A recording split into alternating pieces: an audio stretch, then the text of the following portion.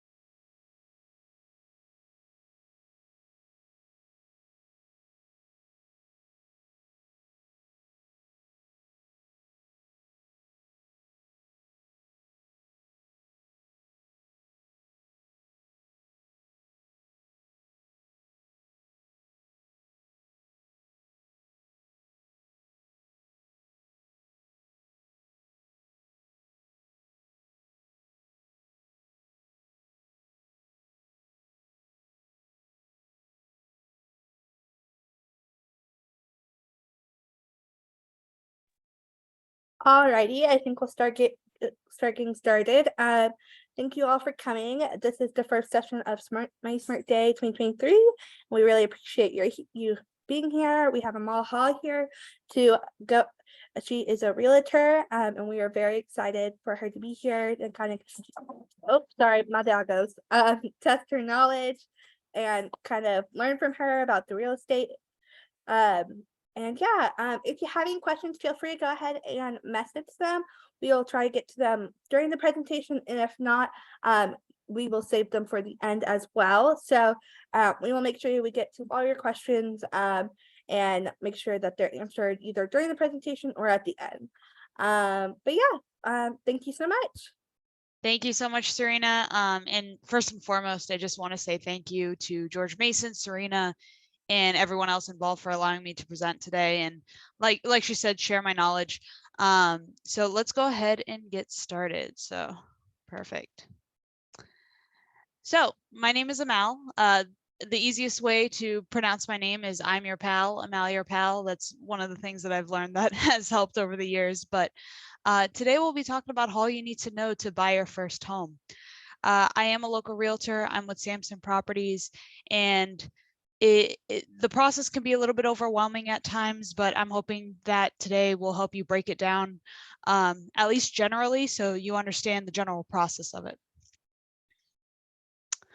So before we begin, wanted to talk a little bit about me, and just so you know a little bit of the background and where I come from. So I actually graduated from George Mason University. I majored in sport management, absolutely loved learning about everything in that CEHD department.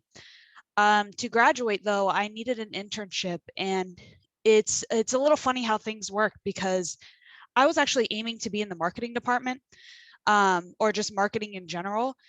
But one of the professors actually had a connection to a sales rep at the Washington Nationals. And when I connected them, to be honest, I wasn't even thinking of being in the professional sports industry. I was thinking more youth. But I decided to try. I connected with the sales rep at the Nationals and ended up getting a full-time internship with the Washington Nationals for about 1.5 years. It was a great experience. I think one of my favorite memories was just seeing Bryce Harper in the tunnel when he was still with the Nationals. But of course, I didn't interact, but it was definitely a really cool experience to see that. 1.5 years later, I decided to get a big girl job, and I ended up getting a position as a sales coordinator for DC United. Once again, both of these jobs, I learned so much about sales, and it really showed that I kind of had a knack for sales, and that's kind of relevant for later. But definitely learned so much, experienced so much, but unfortunately I did get furloughed from DC United in August of 2020 because of COVID and everything else. It really hit the sport industry kind of hard. With that said, it was a bit of an unfortunate time because my soon-to-be husband, which is in that picture on the right, he actually just proposed to me as well. So we were kind of scrambling, figuring out what to do. I knew I always had a passion for real estate, or at least I knew I had an interest in it. So I ended up deciding to let's just go for it. And and I ended up getting my license for Virginia in December of 2020. And that's actually something I wanted to bring up, that the majority of, or all of my presentation will be regarding Virginia laws and regulations. I'm not licensed in Maryland, DC, or West Virginia, or any other state. So if you do have a question specifically about one of those, I'm more than happy to connect you with an agent that is more familiar with those markets. So after I got my real estate in 2020, real estate license in 2020, my husband and I bought our first home and moved to Fredericksburg, and we absolutely love it down here. Being in Springfield my whole life definitely was a change, but I love the slower pace down here. I love the open roads. Absolutely love it. So if you haven't tried Fredericksburg yet, definitely come down. But yeah, since then, as a first-time agent, a lot of times you don't really make a lot of money. First year agents, and in your first few years, it's really hard to build that network of people. That's why a lot of the agents, I think the median age for an agent is like 56 years old, because the longer you're in the business, the more referrals you get and the more business you get. But thank God that ever since 2020, I've made 4.75 million in sales. And relevant to this presentation, 72% of my clients are either first-time home buyers or sellers. So I definitely have the patience for this. I've worked with a lot of first-time home buyers and sellers, and I understand that it can be an overwhelming process, but it's also a very exciting process. So I'm hoping that we can go through that today. Again, just personal experience. This is my house in Fredericksburg. It does have solar panels on it. If you have any questions about that, let me know. But honestly, I truly believe real estate is very important. And I definitely think it's more attainable than what a lot of people may think. And a lot of people, which I'll mention later on, that they kind of say no to themselves before they even try. They think they can't afford it. But I'm a true believer that it creates not only financial stability, but generational wealth. So I'm just trying to spread that love and see if I can convince other people to get into real estate, because it truly is an amazing thing. All right, so before we get into the steps, why should you buy? I kind of mentioned a little bit about the financial stability, which is number 7 there, but in the generational wealth. But at the same time, this graphic on the right-hand side, this is from Keeping Current Matters. It's a great real estate blog that a lot of realtors use, but I'm sure many potential buyers and sellers look at it as well. A homeowner's net worth is more than 40 times greater than a renter's. And there's many factors to think about this. It could be because of the equity in the home. They could have stocks and other things, but this is just a great example of how home ownership really does create that wealth, whether it be in the equity or in a secondary reason, for example, like predictability, you're able to save. These are all the ways that home ownership is great. I think one of my favorite reasons to own the home is the freedom. For example, the home is yours. A lot of times, and a lot of young people also have either 1 or 2 dogs or cats or things like that. You don't have to worry about that as you don't have to worry about a landlord or anything along those lines. You can decorate the home as you want. And the biggest thing that I've loved being in my own home is that I'm legit making the house a home. I'm making it my own, and we're making it feel like it's ours. And that really is one of the most important things. Quick fact, median asking rent has exponentially increased over the last couple of years. And I understand, please understand that I get that there's times where renting is the better option for you at that time in your life, especially if you're only here for a little bit or something like that. But if you're capable and ready to do so, I highly suggest it, just for the reasons in the previous slide. Even owning a home for 5 years is substantially better than probably renting for 5 years. So let's get into it. And before we get into the roadmap and everything, like Serena mentioned, please don't hesitate to put some questions in the comments. I'm more than happy to answer. And if not, I'll address them later in the day and later in the presentation. We actually have one question. Sweet. When it comes to decorating the home, doesn't the outside have to follow the community guidelines? So that is a great question. It depends if you're in an HOA or a condo association. We will talk about that later, but the short answer is technically yes, if your HOA, which is a homeowners association, has those types of rules. Sometimes they'll say that like you can only paint your house, you paint your door blue or whatever, or black or whatever. And you can't paint it like hot pink, but anything inside the house should be good. I mean, there's other things that you have to think about. Maybe they have restrictions on whether you can put a shed in the backyard, or if it's a condo association, maybe you can't put a doormat outside. That's some of the things that could pop up, but that's why, I mean, that's a decision you need to make when you're searching for a home, whether you want to be in a homeowners association or not. And to be honest, some are more strict than others. So when you read those association documents, that will help you determine if it's going to be kind of an annoying thing to live there or not. So that's completely up to you, but great question. Perfect. So let's go ahead. Any other questions, Serena? Nope, that was it so far. Okay, great. So the roadmap. First step would be to hire a realtor. Next step would be to get pre-approved and work with a lender. Third step would be to research areas. This is very important to have that conversation with your realtor, and I'll go over that a little bit more. You're going to view homes and submit offers next. So that's the fun part. That's when you go on Zillow and look at all the fun houses. Once you have that offer accepted, though, you're going to get into the escrow period and begin your loan application. And then you'll need to go through some contingencies that are protections for you as a buyer. You end up purchasing home insurance because you need to shop around for home insurance. Then you receive your closing disclosure, and then you get to closing day, you get the keys. Let's go ahead and get started. Hiring a realtor. Why do you need a realtor? I think the best question for this is, why do you need a good realtor? Because realistically, there is so many realtors in America. It's kind of mind-boggling, but to find a good one will negotiate with your best interests always in mind.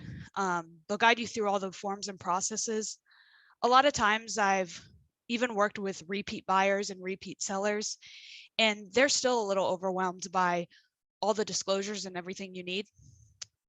In addition to that, they offer objective information and opinions. I always laugh at this one because a lot of times friends and family are sometimes involved in the process, and maybe family will give opinions that cloud some judgment. So to have that objective opinion from a realtor, for example, sometimes I'll mention like, hey, I know you're looking at a 3-bedroom, but this one is a little bit lower in your budget. It has 2 bedrooms and a den that you could use as a 3rd bedroom. Having someone there to at least provide that objective information to help you make a decision that is not really as invested as a family member is definitely important. A realtor will also provide up-to-date knowledge on the market. So with this one is probably one of the most important because, as an example, at the beginning of the year, we all know how crazy the real estate market was in the past 2 years. That crazy market actually slowed down significantly in January or February of this year. A lot of realtors didn't really know what was going to happen. Nobody really has a crystal ball, but in that January, February, we thought it was going to be a bit of a slower year, and we thought it was going to balance out. And buyers during that first 2 months had a lot of negotiation power. Sellers were willing to work with the buyer more. And I was encouraging buyers and sellers to come out during this time because they just had more power to do so, and it felt like more of a balanced market. But within about a week or two, as soon as we hit March, things just completely felt different. Now we're back to multiple offers again. We're back to high demand. And to be honest, it changed in a matter of weeks. Not even, probably 1 week it changed. So definitely having a realtor that provides up-to-date knowledge on the market is very important because it will affect how you search for homes and your strategy as you move forward. And the last one doesn't really need to be said. Provide fair and ethical treatment. No one should be discriminated against. So that's the realtor's there to help with that as well. All right, so second, get pre-approved. What is a pre-approval? So the loan pre-approval consists of a lender reviewing your income, assets, and credit to determine your buying power. These assets can include stocks. They can factor in child support if you need to pay for that. There's so many different ways that income can be generated, and the lender's goal and job is to look over everything to see what your buying power is, what is that max budget for you, and what is capable within your financial means. So a good lender, and again, I go back to a good lender because there are a lot of lenders that you can just probably Google, but to get a good lender, they'll look over all the loan types and options for you. They'll look into programs and grants that you may be eligible for. They'll explain and answer any questions you may have about the documents you need or the process in general. But the last two are very important. A good lender will have great communication with you, and a local is always best, and I can't stress this enough. I have a personal horror story of last year. I was working with a buyer, and he was definitely very particular about the lender that he wanted to use, which is fine. You're allowed to use whatever lender you want. I did suggest that he get a local one because the one that he wanted to use was in Honolulu, Hawaii. That one was an interesting transaction, and unfortunately it did fall through. And I think a lot of it came not only from the red flags that were out of my control, but in addition, the lender was just not as communicative. And when we had something that needed to get done, it took about 24 hours for the response to come. So having a local lender is always best. And I guess that's where the next question comes in, is how do you even find a good lender? And I would definitely say trust your realtor's recommendation. Again, don't be afraid to shop around. If you have a great credit union that you go to or something like that, definitely do that. But typically the realtor's recommendation, the realtor and the lender work well together, and they have that communication. And I promise you that lender is going to work hard for you to make sure that you are at the closing table. Quick fact, you may not need as much as you think for a down payment. This is one of the things that I was saying earlier, that a lot of people say no to themselves before they even try. As a first-time home buyer, the minimum down payment that people typically do is about 6%. And there are so many loan programs out there where you could even put less. For example, I know conventional, the minimum is about 5% you can put down. FHA is 3.5%, an FHA loan. But the really powerful ones that I highly suggest you use if you can, I know it might be harder in the Fairfax County area, but the USDA loan, you can put 0% down, but that's is in more rural areas. So I'm seeing it a lot more down here in the Spotsylvania County area. But you could probably get some homes in that qualify for the USDA loan, maybe in the Prince William or Fauquier County area. But in addition to that, the VA loan is probably the most powerful tool if you're a veteran. That once again is 0% down. So just don't say no to yourself before you try. Simply talking to a lender is the best way to start. We have a couple of questions, Cool. kind of going about loans. Yeah. Could you, or are you going to go over the different types of loans, and down payments needed, or talk about PMI? No, I am not today. I would highly suggest talking with a lender. That is just not my wheelhouse entirely to talk about it. I can connect you with one of my lenders that can explain that. But yeah, PMI is just private mortgage insurance. It's when you don't have the full 20% down. They add that insurance to make sure that they make sure you pay down the loan. And once you get to that 80% of the loan is paid, or no, 20% of the loan is paid, then they remove that, and make sure you talk to your bank to remove it too. But that is technically supposed to be automatically removed. But yeah, the type of loans, there's just so many different loan programs and everything, and it's really dependent on your finances. So highly suggest just speaking to a lender about that, so you can connect with me after. All right, we have one more. Yep. Could you go over what is an FHA loan and who qualifies for those? Again, can't really speak to who qualifies for it because there's a lot of income qualifications and other things like that, but Federal Housing Administration is what it stands for, and it's definitely a great loan for first-time home buyers, but many people can use it. again, talk to a lender. That it's just not my wheelhouse to explain everything about it. I just typically know the minimums that are needed. But I know FHA in my experience sometimes has better rates, better mortgage rates, but I think the private mortgage, the PMI is sometimes a little higher. So it's the give and take, and the lender needs to determine what's the best route for you. Perfect. Lena, you had your hand raised. Hello, yes. My name is Lena. I am reading the slide you currently have up, and I think I am in this boat of I am waiting and saving up. Yep. So my question is, how do you know when you are ready to think about buying a home? I'm also in my early 20s, so I feel like I'm too young and I should be waiting to save up, but maybe not. Yeah, that's the myth that I constantly hear from people my age, is that they want to wait. They think they're too young. A lot of people are like, well, I don't want to commit to a place already, but realistically, when you know you're ready, it seems like you're already feeling it right now, and you're just worried about the money aspect. And that's why, in addition to using a realtor like me, but also I think the most important person that you need to talk to next would just be a lender, because they can determine what that buying power is.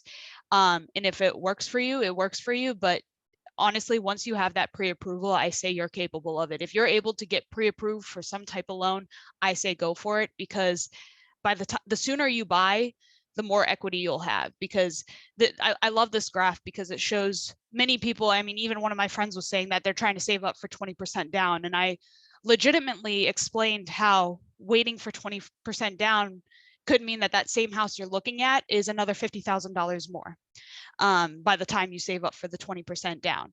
And again, something to keep in mind is when it comes to appreciation, homes appreciate about approximately 2.5% year over year. That doesn't mean that your house is always going to increase. Their appreciation is like a wave. It's always going to go up and down. There'll be times, let's say you bought the home for $350, and then maybe in a couple of years it might be $330. But it could be like the pandemic, where one day it's suddenly $425.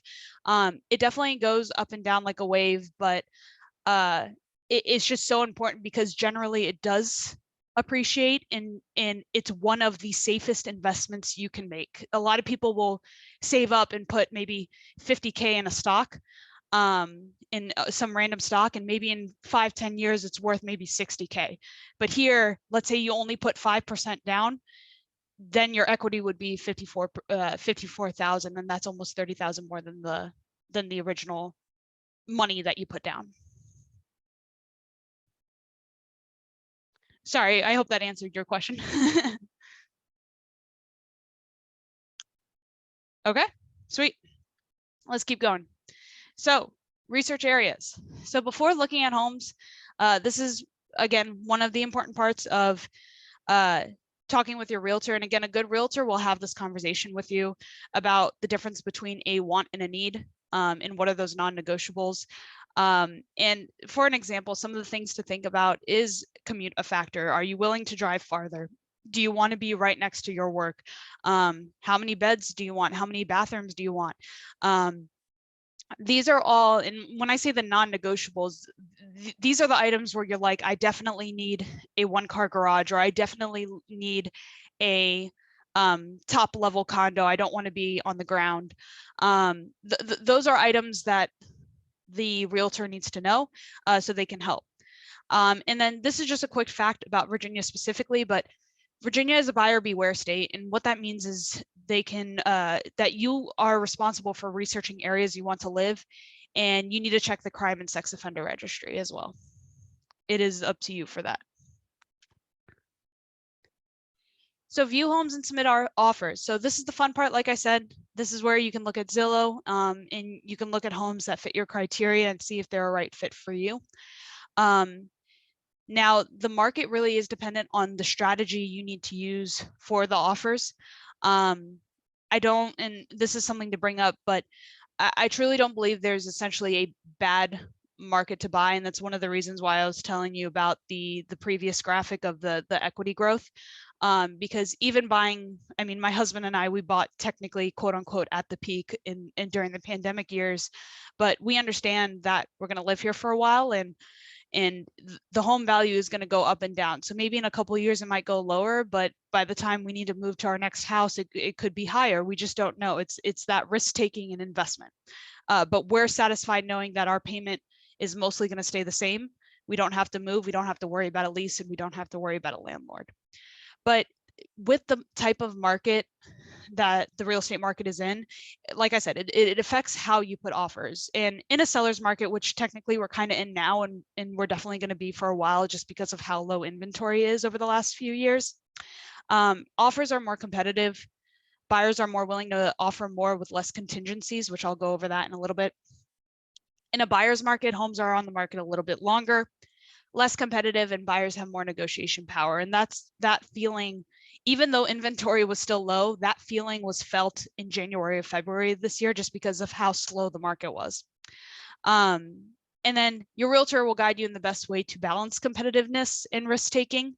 So what I mean by that is, for example, I truly don't like waiving a home inspection contingency for my buyer, but I understand that in this market, sometimes you need to. And realistically, and of course, you have to be okay with it. If you're not okay with it, I won't do that in the offer. But I advise my clients, like saying, hey, a reasonable realtor will probably advise their client to waive it as well.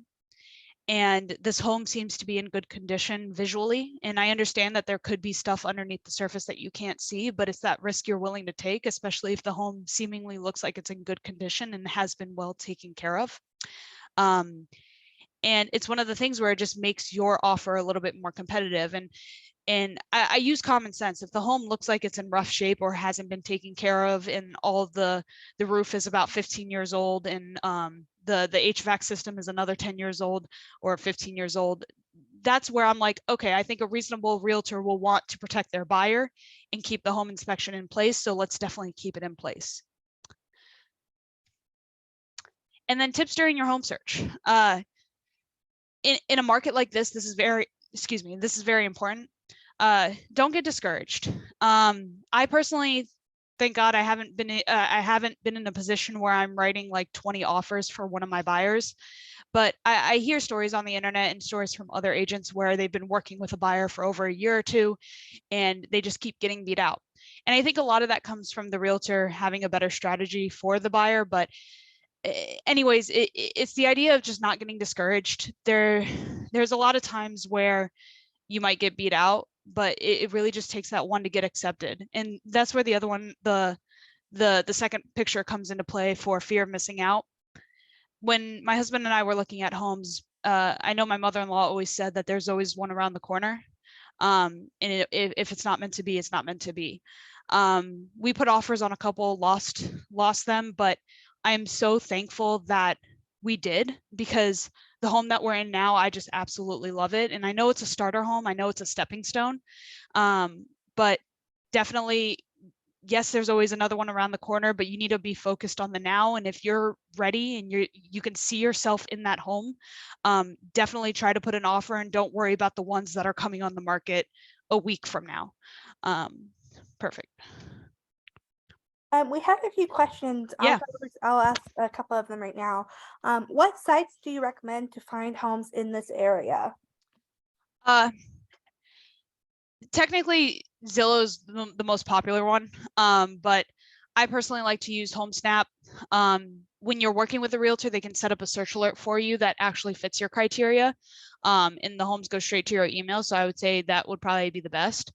But if you're just casually looking, I use homesnap.com. That's what most realtors use. And I believe Real Scout. I think there's a client side to that. But yes, homesnap.com is what I would prefer. And then another question is, are there any programs for second-time home buyers? Yeah, I mean, there's grants available. So it's not just for first-time home buyers. There are a lot of programs for that. But sometimes even your bank or lender could qualify you for a grant that it doesn't have to be specifically for first-time home buyers. Qualifications range from household income to the income based on the loan. For example, my husband and I actually didn't qualify for first-time home buyers because our income was too high. So even though we were technically first-time home buyers, I had a really strong first year in real estate. And unfortunately, we overqualified. So we just went with a normal conventional loan instead of one like FHA with some help. So it kind of didn't work in our favor in that sense, but that just goes to show you that even though technically I wasn't considered to be on the loan, because I had just got furloughed, and it kind of messed us up because we could only qualify for under his income only, because I technically didn't have a job. And when I started real estate as a 1099, you need about 2 years of tax returns as a 1099 because I'm an independent contractor. So that was one of the things where I technically wasn't on the loan, but my income was factored in just because I was part of the household. So really all the different types of grants and help is dependent on what those qualifications are. All right, I'll ask one more for right now. Any questions that I don't get to, we'll save for the end if we have time. And then, so there's another question. Yeah. When you renovate your home, does the price of your home go up in the market? Yeah, so I actually did a video on, of that on my Instagram. Great question. I think we might save that to the end, but the short answer to this is it's not a 1-to-1 ratio. Just because you put $30,000 into a kitchen doesn't mean the value of your home increases by $30,000. And there's certain valuable things you can upgrade that are more valuable than others. For example, adding paint is cheap, and it could take $5,000 to upgrade your home and to repaint your home, and it probably adds so much more value than you think just because of neutral colors. If you do like neutral colors right before you sell, it will add so much more value than keeping the hot pink wall on there. Yeah, it's really dependent on the type of renovation, but the correct answer is no, you don't get a 1-to-1 ratio, but there are better upgrades to do compared to others. Okay, so now we were just talking about viewing and submitting offers, and now you have an offer accepted. So what does the escrow period mean? So the escrow period is when the sellers ratify your offer, meaning that the sellers agree that you're going to buy the home and they agree that they're going to sell it. All parties sign the sales contract and everyone is in agreement of the terms of the contract. At this time, this is where the lender right away starts your official loan application. So this loan application, again, you're working with that with the lender. But some do's and don'ts that I hear from horror stories on the internet and other realtors is to not open any new lines of credit. And some of these may seem like common sense, but there's a reason why I have to say it because it has happened before. But do not purchase or lease any large amounts of furniture. I know this one's a toughie because when you get ratified, you start thinking about all the pretty little furniture that you want to put in the house. You start looking at Costco, Lazy Boy, and everything. But purchasing or maybe even leasing the furniture could affect your debt to income ratio or affect the cash you need to close. Let's say you put $3,000 down on a bedroom set. That could affect because that $3,000 is probably needed for you to close. Do not purchase a car. And yes, that has happened before. Not to me, thank God, but yes, people have done that. So don't have any large purchases or anything like that. Ultimately, keep your finances stable and communicate with the lender and provide your lender with all the documents in a timely manner as fast as possible, because that's just going to make the process go a lot smoother. All right, so contingencies. What is a contingency? So as I mentioned, contingencies are part of the sales contract. They are protections for you as a buyer. And depending on the home that you're buying, you may or may not have some of these. For example, the 3 most important and most common are the home inspection, lead-based paint, and appraisal. The home inspection examines the safety of the conditions of a home. When I advise my clients about the home inspection, I warned them that the home inspector will make you feel like your house is going to fall apart tomorrow, when it's really not the case for most homes. They will point out all the little things. Your report will be a few pages long, and you're going to be like, oh my goodness, there's so much wrong with my home. But what I advise is to not worry about the little things, because I'm sure if I got a home inspection on my house right now, there'd be tons of little things that are wrong too. But the main things to worry about are the big things, the big ticket items. And those big ticket items are how old the roof, if the roof is leaking. Just because it's old doesn't mean it's bad, but if the roof is leaking or anything like that, moisture in the crawl space or anywhere else in the house, electrical, plumbing, and HVAC and appliances. These are big ticket items. And those are the ones that I focus on. And this is where that phrase, pick your battles, comes into play. I'm not going to, I mean, unless it really matters to you, and this is where I'll talk to you about what is important. But for the most part, I would be focusing on those 6 things. Lead-based paint. And I'm sorry, I forgot to mention that the home inspection report, you don't just get a home inspection and deal with it. The contingency has the protection where you can negotiate or void the contract. And that's how most of these work, where you can negotiate or void. And that way you can back out of the contract. Let's say everything is wrong with the home.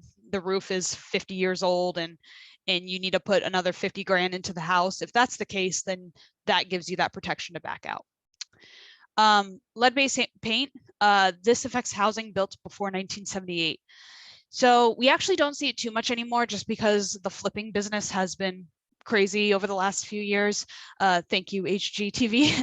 But with that said, if there's a home that really hasn't been touched over the last few years and it still looks like it has the original paint, that's definitely something to be concerned about, especially if you have kids, because lead-based paint can be really hurtful to kids.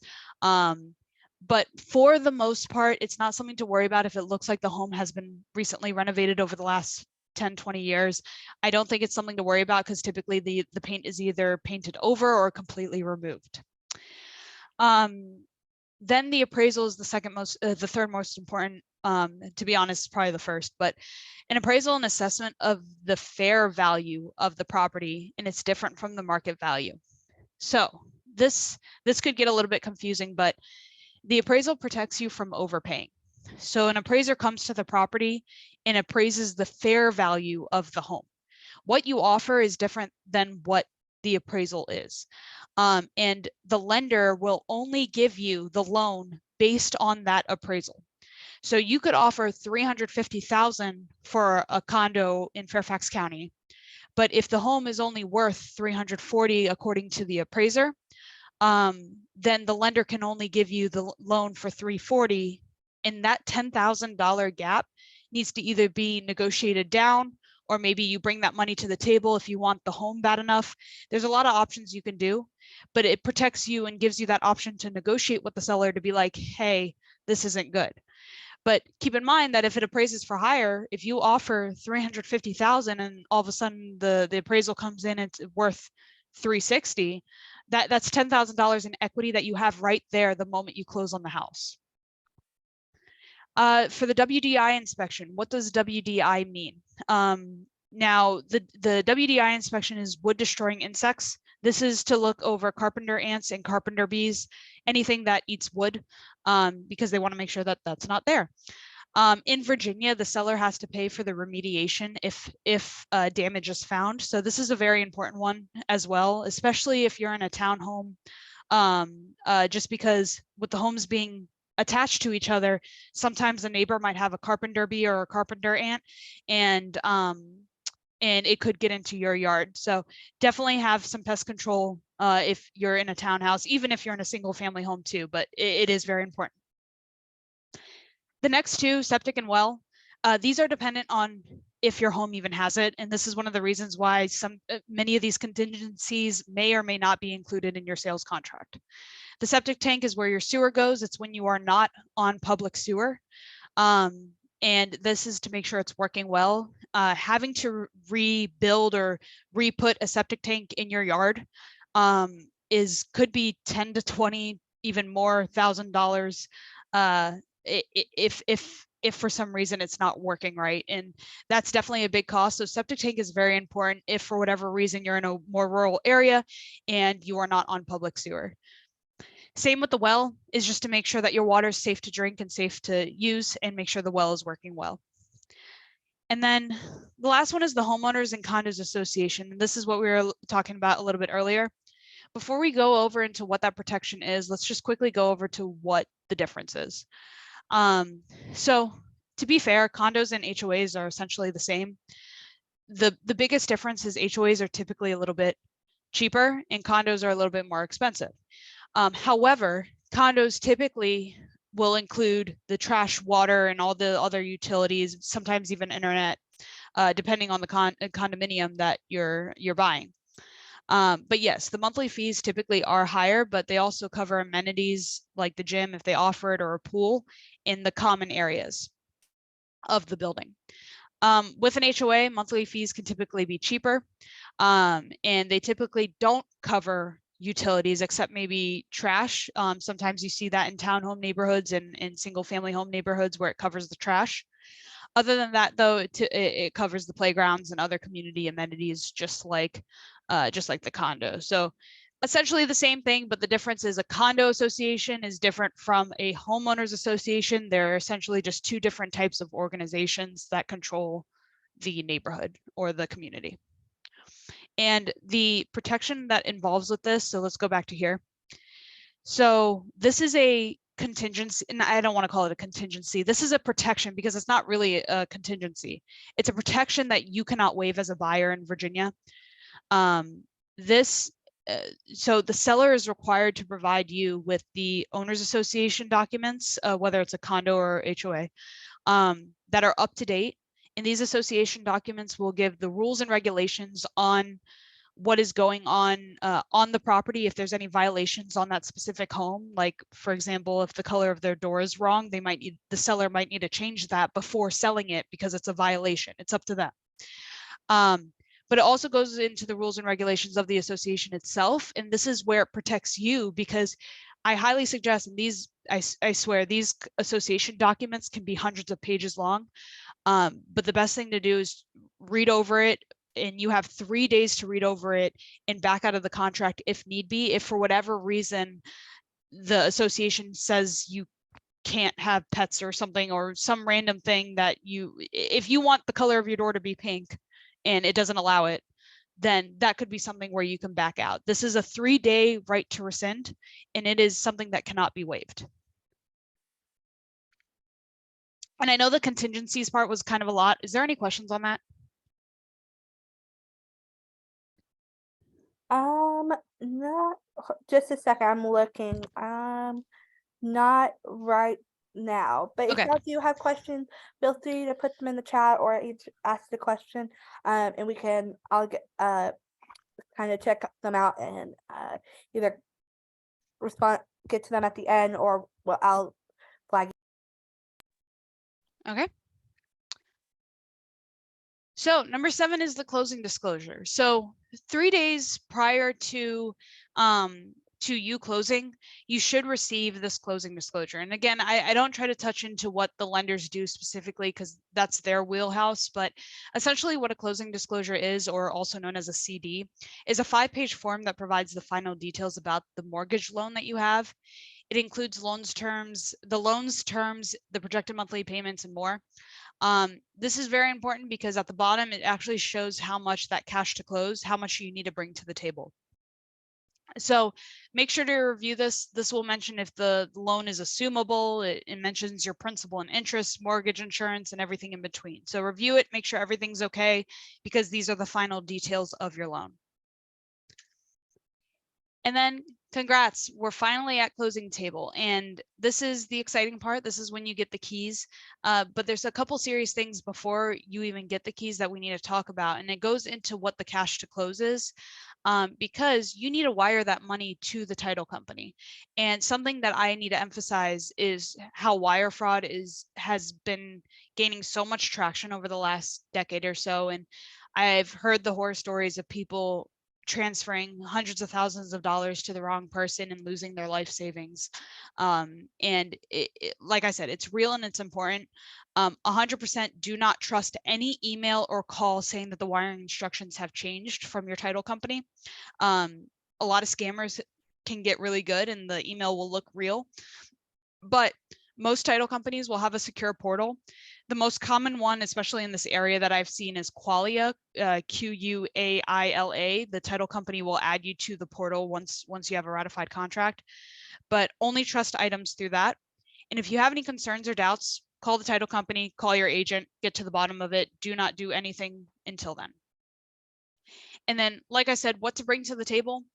You need the money needed to close, which you should have already wired. I would say wire the money to the title company at least 48 to 72 hours before, because it does take time to hit their account too. Bring your driver's license and then bring a voided check for any overages. If for whatever reason the number, let's say one of the taxes was counted wrong or something like that, if they need to quote unquote refund you about $500 of your down payment that you brought to the table or the closing costs that you brought to the table, they could do that with a voided check and just put it right into your account. So now what?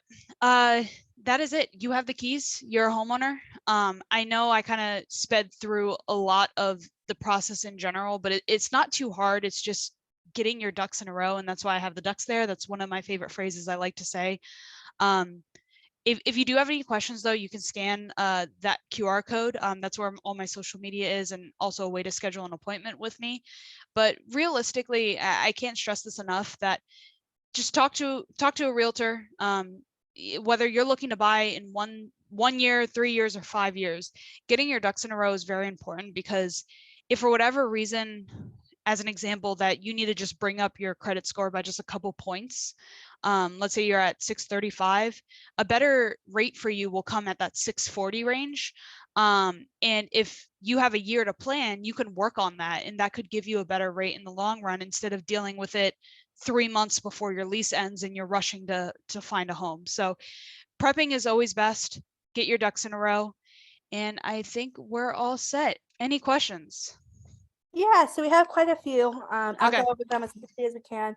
If we don't get through them all, we'll try to. Sorry if we missed your question. But we only have about an hour of time, so I just want to make sure you're aware of everybody's time and be respectful of that. So one question is, sorry, this is not really a part of the topic, but is there any recommendations on how to know about stocks for beginners? Any book recommendation? Anything? Any Mason resources? I don't know. I'm sorry. I don't even have stocks myself. My goal is to invest in real estate personally, and my husband and I both agree that we're going to focus on real estate instead of stocks, even though sometimes stocks can be a little tempting. But yeah, I have no clue on that. I can check in and see if there's any recommendations, but I'm sorry. I'll jump in. I'm Shannon Osborne, the Assistant Director for Financial Wellbeing. And thank everybody for attending Money Smart Day. Later today, we do have a financial planning basics section. And that financial planner will talk a little bit about stocks and different things as well. So I recommend tuning into the 5:30 to 6:30 section if you want help with that question.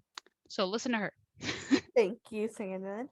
What are some good first-time home buyer programs? Again, there really isn't a specific one. And I apologize if I knew that there's going to be more conversation about this, maybe I could have had a lender join me on this, but there really isn't a specific name. I know one of the most common ones is a VHDA loan. And that's basically where you can put your down payment. And again, please don't quote me on this, but you put your down payment essentially as a second loan tied to your first loan, the main mortgage. And that way you don't really need to bring that money to the table. It just counts as a second loan, and you pretty much have a second trust on your house, and you're paying the loan on the down payment as well.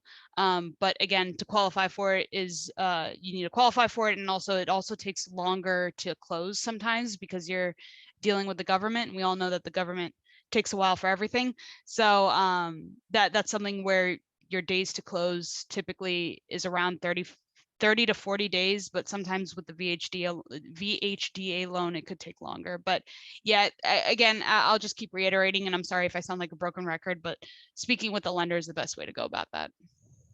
And just so you know, I'm taking notes because I think you're right. For future, this may be good for you to combine with somebody, but you've been doing awesome, by the way, Amal. Oh, thank you. For coming and presenting and everything. Thank you. Thank you. Just wanted to let y'all know we got a question on it. If you've came in late or you need to get to class or something, we are recording all the sessions, and we'll provide those links to all these sessions at a later date. So that they're all being recorded. That way you could go back and kind of view the information if you missed something. Okay, good. Sorry, I'm just looking through the questions. Let's see. What are your thoughts on weighing the cost of buying a condo and paying those high fees but lower overall home costs versus buying a townhome or SFH with lower HOA but higher overall home costs? Gotcha. So I think I understand the question.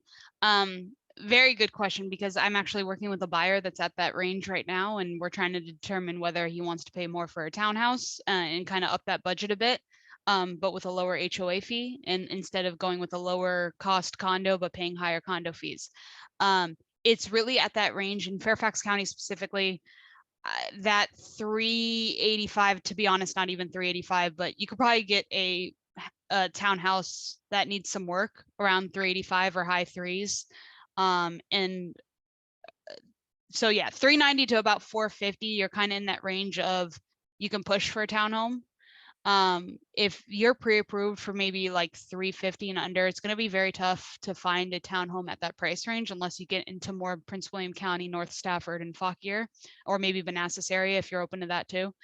But yeah, that's pretty much my thoughts, that it really just is determining where that price range for you is at, and then we go from there. I might be a little biased, and again, I'm always opting for the lower HOA fee. I think condos are great for some people. A lot of people like to be close to shopping and everything like that. And if that's what your wants and needs are, that's where I adjust our strategy for you. But at the same time, if you're open to a townhouse, I would highly suggest pushing towards a townhouse, because fees will almost always increase year over year. Those associations really don't stop increasing those.